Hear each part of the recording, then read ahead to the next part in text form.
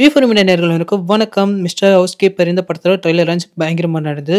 நம்ம இளவரசர் சார் அவர்கள பத்தி நெறைய விஷயங்கள் தெரியும். ஆனா இந்த படத்துக்குள்ள அவர் எப்படி வந்தாரு? அப்படி என்னென்ன பொசிஷன்லாம் சொல்லி அவர வர வச்சிருக்காங்க. நெறைய படங்கள்ல அப்பாவா நடிச்சிருக்காரு. இந்த படத்துல என்ன விஷயம் சொல்லி அவர் அப்பாவ நடிக்க வச்சிருக்காங்க அப்படின்றத நெறைய விஷயங்கள் ஷேர் பண்ணியிருக்காரு. அத பத்தி நம்ம அவர் சொல்றத கேட்போம். அனைத்து ஊடக நண்பர்கள் அனைவருக்கும் இந்த விழாவை சிறப்பிற்காக வந்திருக்கிற நண்பர்களுக்கும் எங்களுடைய சார்பாக நண்பர்கள் வணக்கத்தை தெரிவித்துக் கொள்கிறேன். பிலிம்ஸ் ராமநாராயணன் சார் 100 படம் முடிச்சு 101வது படம் சினிமாவில். இது என்னுடைய வேலை என்னன்னு எனக்கு வாசா இருக்கலாம், அந்த ஜென்ரேஷனால தெரியும். 100 படம் ஒரு டைரக்டர், ஒரு ப்ரொடியூசர், டிஸ்ட்ரிபியூட்டர், தேட்டர்ன்றது அவ்வளவு சாதாரணம் இல்லை. அது பல புதிய நிறுவனங்கள் வரவிட்டு எண்ணக்கூடிய நிறுவனங்கள்ல தமிழ்நாடு பிலிம்ஸ்ல இருக்கிறதுல ஒரு பெரிய பெருமை. அந்த கம்பெனியில் வேலை செஞ்சதும் எனக்கு ரொம்ப பெரிய ஒரு மகிழ்ச்சியும் ஒரு பெருமையும் இருக்கு அப்படின்றத உங்கள்கிட்ட நான் ஷேர் பண்ணிக்கிறேன். ராமநாதன் சார் இருக்கும்போது முரளி சார் அப்பாவுக்கு உதவியா இருந்தப்ப காசியில ஒரு பட ஷூட்டிங் நடந்தது, ஒரு கன்னட பட ரீமேக்ல.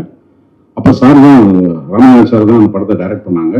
நான் ஸ்கூல்ல படிக்கும் போது ராபர்ட் ரஹீம் எம்ஏ காலேஜ்னு சொல்லி டைரக்டர், சுதாகர் சாரோட காமெடி அந்த காலத்துல ரொம்ப பாப்புலர். சுதாகர் சார் வச்சு நான் நிறைய படம் எடுத்தவங்க. ராபர்ட் ரஹீம், ராம் ரஹீம்ன்ற பேர்ல 2 பேரும் ரிட்டையர்லாம் முதல்ல டைரக்ட் பண்ணி அதுக்கப்புறம் தான் ராமநாதன் சார் தனியாக படம் பண்ணாங்க. ராமநாதன் சார் வரும்போது இந்த வேலையில்லா திண்டாட்டம்ன்றது இப்போ 80s ரொம்ப பெருசா இருக்கும். அதுக்கு ஒரு கேப்ஷன் கொடுப்பாரு, நாம் பெற்ற சுதந்திரம் டிவி காலங்கள் இருக்கு அப்படின்னு சொல்லி. இப்போ அந்த இளைஞர்கள் அந்த ஒரு கேப்ஷன் இருக்கும், பட்டம் பரங்கட்டும் சிவப்பு மல்லி, எல்லாமே ஒரு கம்யூனிஸ்ட் பேஸ் படமா தான் இருக்கும். விஜயகாந்த் சாருக்கு நிறைய அடிப்படையா பல படங்களை ஹீரோயிசமா கொண்டு வந்தவர் ராமநாதன் சார் பெரிய பங்கு இருக்கு. அந்த கம்பெனி, அந்த டைரக்ஷன், அந்த ஸ்கூல் இன்றைய சினிமாவை ரொம்ப முக்கியமாக அந்த மாதிரியான தயாரிப்பு சூழ்நிலை இயக்குநர்கள் தேவைப்படுறாங்க. இன்னைக்கு ப்ரொடியூசர்ஸ் மட்டும் இருந்து நம்மளோட டைரக்டர்ஸ் ரொம்ப முக்கியமா இருக்காங்க. டைரக்டர்ஸ் இன்னொரு டீம் நல்லா இருக்கும். ஸோ அந்த மாதிரி நிறுவனத்துல பிரியா சார் ஸ்கூல்ல இருந்து ஒரு பையன் அருண் ரவிச்சந்திரன் தமிழ் சோழர் சும்மா மேடிக்குவாங்க சோழர் மேடிக்கணும்.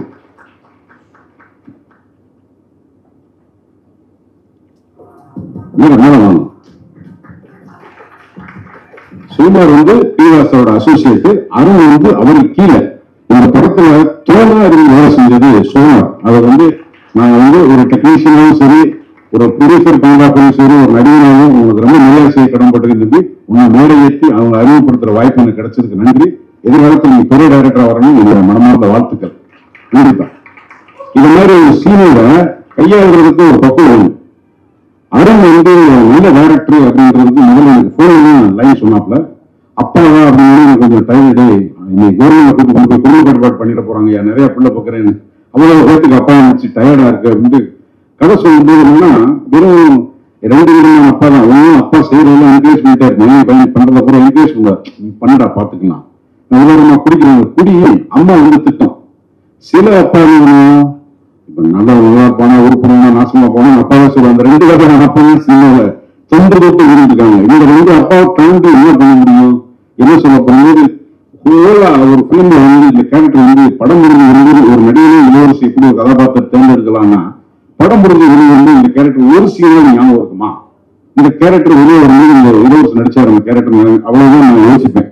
அதுக்கு மேல ஒரு படத்துல ஹீரோயினை தாண்டி, ஒரு காமெடியை தாண்டி, வில்லனை தாண்டி ஒரு கேரக்டர் ஆர்டிஸ்டுக்கு சீன் கிடைக்கிறது, கேரக்டர் கிடைக்க கஷ்டம். பட் இந்த படத்தை ஒதுக்க முடியல. அந்த பெரிய பிரசன்ட் பண்ணும்போது ஷார்ட் ஆர்டரா சொன்னாப்ல, நான் அடிப்படை ஒரு காமெடி ஒரு சீனை கேட்கும்போது ஷார்ட் ஆர்டரா சொல்லும்போது நிறைய படம் வர ஆரம்பிக்கும்.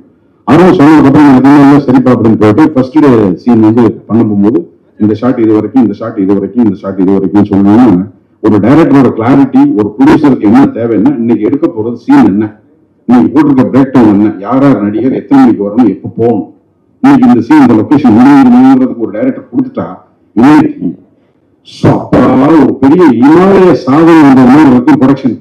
ஏன்னா எந்த சீனை எப்படி முடியுது, என்ன முடியுது தெரியல.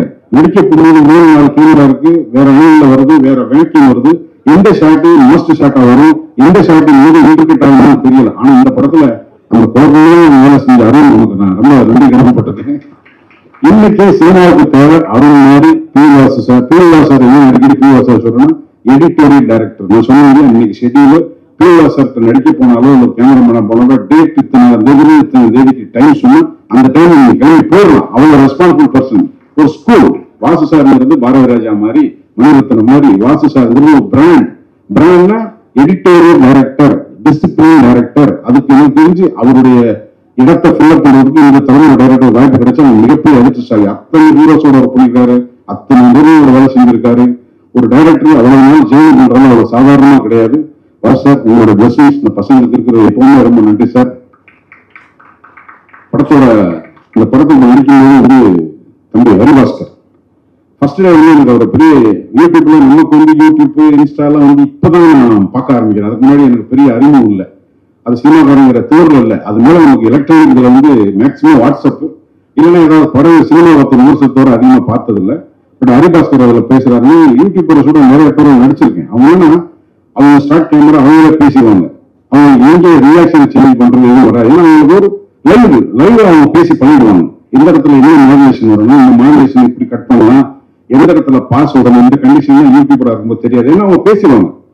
ஆனா சினிமா வரும்போது டைரக்டரோட கட்டுப்பாட்டுல இந்த வசனத்தை இப்படி பேசணும், இந்த இடத்துல நீ பிரேக் பண்ணு, அவங்க இந்த இடத்துல பேசுவாங்க. அவங்க பேசும்போது நீ சும்மா நின்றக்கூடாது, உன் கையில் எங்க இருக்கணும், காலம் எங்க இருக்கணும், இவ்வளவு இன்ஸ்ட்ரக்ஷன் வரும்போது கன்ஃபியூஸ் ஆயிடும். சினிமாவில் ஆக்டிங்க்கும் யூடியூபர் தனியா பண்றதுக்குமான வித்தியாசம். அதாவது சினிமாவில் இருக்க ஒரு அறிவாளி அவங்க கண்ணீருக்காக சொல்லவில்லை. அந்த பயிற்சி, நடிப்பு பயிற்சி. ஹரிதாசர் வந்து சின்ன சின்ன ரியாக்ஷன்ஸ் வந்து ஃபர்ஸ்ட் டே அப்சர்வ் பண்ணும்போது டக் டக்கு நீங்க ட்ரெய்லர் பார்த்துருப்பீங்க.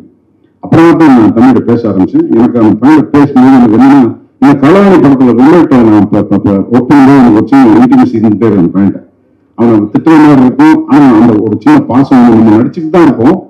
நடிக்கிறதை தாண்டி ஒரு ப்ளூடூத் மாதிரி உள்ளர ஒரு கம்பிலா தாண்டி ஒரு கனெக்ஷன் இருந்துட்டே இருக்கு அந்த கேரக்டரோட. அது மாதிரி ஹரிதாஸ் கத்தல் நல்ல ஒரு கனெக்ட் இருந்தது. என்னோட மகிழ்ச்சி சொல்லி இருந்தாங்க. ஒரு ஃபேமிலி அப்படின்னு என்னன்னா வழக்கம் போல அப்பா சொன்ன திட்டுறப்பான்னு இதுல வந்து ஒரு காமெடியா போயிட்டே இருக்க படத்துல அப்பா திட்டிகிட்டே இருக்கும்போது டக்கு ஒரு சீன் வந்து அப்பா என்ன அம்மா கோச்சிட்டு அம்மாவுக்கு சண்டை வருது, பேச மாட்டாங்க. இப்ப அம்மாவை சமாதானப்படுத்துறதுக்கு எப்பவுமே அப்பா மகனை திட்டுற அப்பா மகனை கொண்டு சமாதானப்படுத்தணும். அம்மாவுக்கு மகனுக்கு சண்டை, அப்பா கூப்பிட்டு எப்பவுமே மகனை கரிச்சு கூட்டுற அப்பா மகனை சமாதானப்படுத்தி அம்மாட்ட போய் பேசுறா அப்படின்னு சொல்லணும். சீன சொல்ல முடியாது, படத்துல பாருங்க. அந்த சீனுக்கு நான் சொன்னதுக்கு அப்புறம் கீழே இறங்கி போயிடுவார். அந்த சீன் இல்ல டப்பிங்ல பாக்குறேன். போய் அம்மா மகனும் பாக்குற சீன் நான் நடிகேன். அந்த படத்துல நான் சொல்லி கீழே நினைச்சிருக்கேன். போய் அம்மாட்ட மகன் பேசுற சீனு மகன் சரி ஹரி ரொம்ப ரொம்ப எக்ஸ்ட்ரான எமோஷன் இருந்துச்சு. எனக்கு ரொம்ப கண்டிப்பாக திருப்பி போட்டு பார்த்தேன். அந்த நிச்சயமா ஆடியன்ஸ் ரொம்ப டச் பண்ணி நினைக்கிறேன். வாழ்த்துக்கள். அது ரொம்ப நல்லா இருந்தது. நல்ல ஒரு எனக்கு வந்து ஒரு 2-3 படங்கள்ல நடிச்ச எனக்கு ஒய்ஃபா நடிச்சவங்க ரொம்ப என்ன சொல்றது, அந்த கேரக்டர் வந்து அழகா உட்காரும். அதுல வந்து திரும்பி அவங்களோட ஒப்பிடும்போது நல்ல ஒரு இன்டர்வியூஸ் இருந்து நல்லபடியா வரணும். வாழ்த்துக்கள். ஒரு தமிழ் மொழி பேச தெரிஞ்ச ஒரு மேற்கத்திய அழகி லாஸ்லியா, ஒரு மேற்கத்திய அழகு. பிக் பாஸ் வரும்போது நமக்கு உப்பமா இருந்தாங்க, வேற ஒரு இருந்தது. அவங்க ஒரு ஸ்ட்ராங் சென்டிமெண்ட், அவங்க ஃபேமிலி சென்டிமெண்ட், அவங்க பிக் பாஸ் போகும்போது ரயில்லாம் உள்ளது எல்லாரும் வந்து தோல் வச்சு காட்டுற மாதிரி அந்த ஒரு பிளேயா அது கேமா நிஜமே ஒன்றும் புரியாம ஒரு மன நெருக்கடிக்குள்ள இருக்கிறவங்களுடைய எல்லா விதமான எமோஷனும் வெளியே வரும்போது நமக்கு ஆட்டோமேட்டிக்கா அவங்களோட ஒரு நட்பு ஏற்படும். அப்படி ஏற்பட்ட ஒரு நட்பு தான் இந்த அழகோட எங்களோட காம்பினேஷன் கம்மி. ஆனா இதுல என்னன்னா ஒருத்தன் சந்தேகிச்சுட்டே இருக்கணும், ஒருத்தனோட வெறுப்புல இருக்கணும், டக்குன்னு லவ் பண்ணணும். அவங்களுடைய ஒவ்வொரு ஆக்டிவிட்டியும் வரணும். அது மாதிரி ஒரு சின்ன காம்ப்ளிகேட்டடான பெர்ஃபார்மன்ஸ் வரும்னு ரொம்ப என்ஜாய் பண்ணியிருக்காங்க. வாழ்த்துக்கள் இல்லையா, நல்லா இருக்கணும். வாழ்க்கை வாழ்க்கை. அதுக்கப்புறம் இந்த அமல் பேபி டப்பால ஒரு பையன் கூட்டி அப்படி ஒரு மியூசிக் போட்டிருக்காரு படத்துக்கு அப்படின்றாங்க.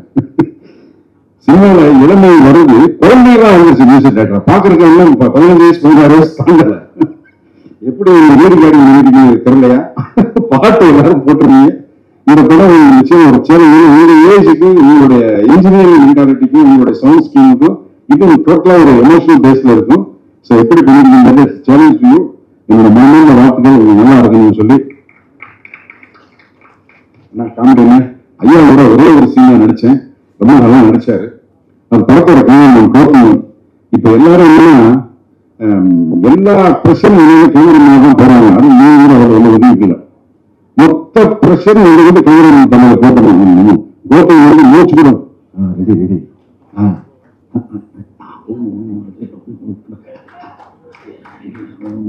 என்னடா நடக்குதுங்க இந்த பக்கம் ஒரு பக்கம் காலாட்டுறது கேமரா பிராக்டிஸ்.